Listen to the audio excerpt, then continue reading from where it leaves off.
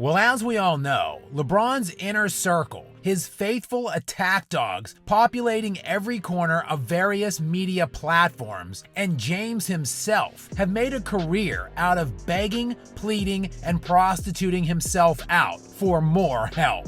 Because I trust my teammates and I make the right play every single time. All of it in a desperate and ongoing attempt to cram himself into those upper echelon style debates he doesn't belong anywhere near. And while we have seen a vast array of trades made surrounding LeBron throughout the course of his career, and I do mean vast, we have never seen anything that is being teased and bandied about by various media shills to virtually guarantee him a trip to the NBA Finals as we rapidly approach this all-important February 8th trade deadline. And it was just a year ago at the trade deadline when the Lakers, who were 25-31 at the time and in 13th place in the West, decided to overhaul their entire roster, bringing in key contributors like Rui Hachimura, D'Angelo Russell, Malik Beasley, and Jared Vanderbilt, all essentially for the expiring contract of Russell Westbrook.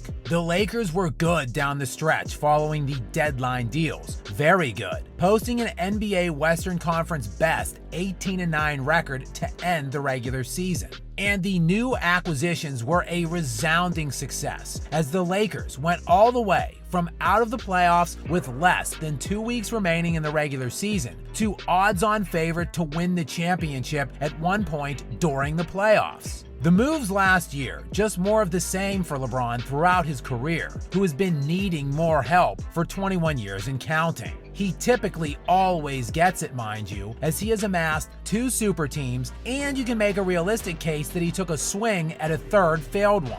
And LeBron has had more trades made around him than any all-time great player ever, and it isn't close. I don't have any message for my teammates.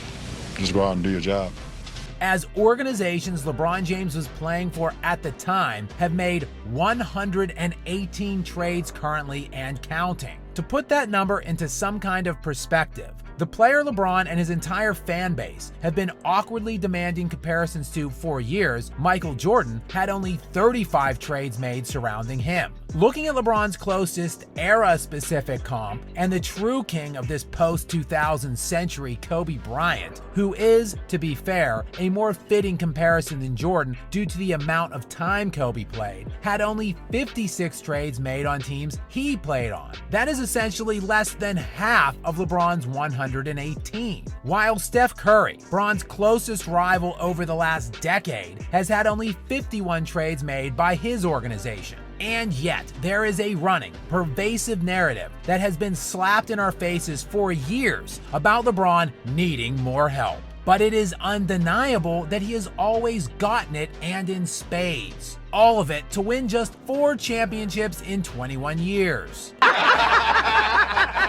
And despite the Lakers being seen as viable title contenders in the preseason and having 2 players selected recently to this All-Star game, LeBron himself and Anthony Davis, who is currently averaging 25 points per game, 12 rebounds, 4 assists, and 2.5 blocks, while being 4th currently in defensive win shares. LA also has D'Angelo Russell averaging 17 points and 6 assists per game this year, and Austin Reeves giving them 16 points per game respectively. Not enough help though, as Bron and co are sitting at just 9th currently in the West and outside of the traditional playoff picture. And can I get an amen for whoever came up with the play-in tournament, LeBron? Whatever that thing is, whoever came up with that need to be fired. But in a stunning turn of events, the media, after 2 decades of touting the same line, has decided to change the narrative along with LeBron himself. Who needs more help after all, when you just trade yourself to another team that already has all the help you need?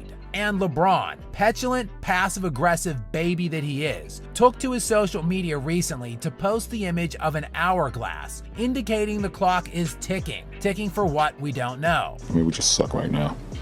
But he then wore a Knicks towel draped over his shoulders as he left the court recently following a game in the Garden against the Knicks, a tactic. Longtime media confidant and LeBron jock sniffer Brian Windhorst, who rode LeBron's coattails all the way from Ohio to the national stage, and who knows Bron better than anyone, noted that LeBron was using the towel as an obvious tactic.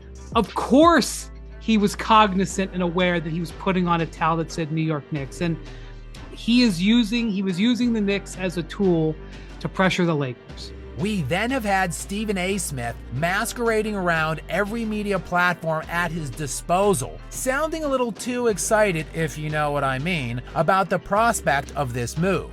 If LeBron James wants to put himself in position to win a championship, get traded to the New York Knicks. Center stage, Madison Square Garden, the Mecca.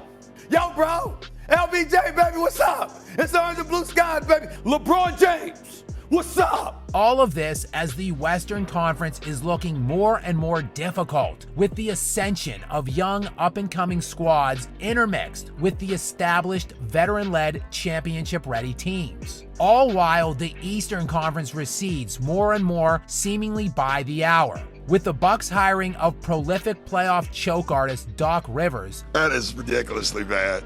It really is. And the news that Joel Embiid could potentially miss the remainder of the season following a surgical procedure to repair his torn meniscus. A return to his cupcake conference that gave LeBron easy pass to 9 of his 10 career finals appearances would make sense for the self-proclaimed king. And coincidentally, Bron's bestie and agent, Rich Paul, just happened to meet with New York Knicks team president Leon Rose on Friday. Then, of course, there is still the looming prospect of LeBron's desired team-up with son Bronny, who will be eligible for entry into this year's NBA draft. That is, despite the fact he is currently averaging just 6 points and 2.5 assists per game currently for his college team.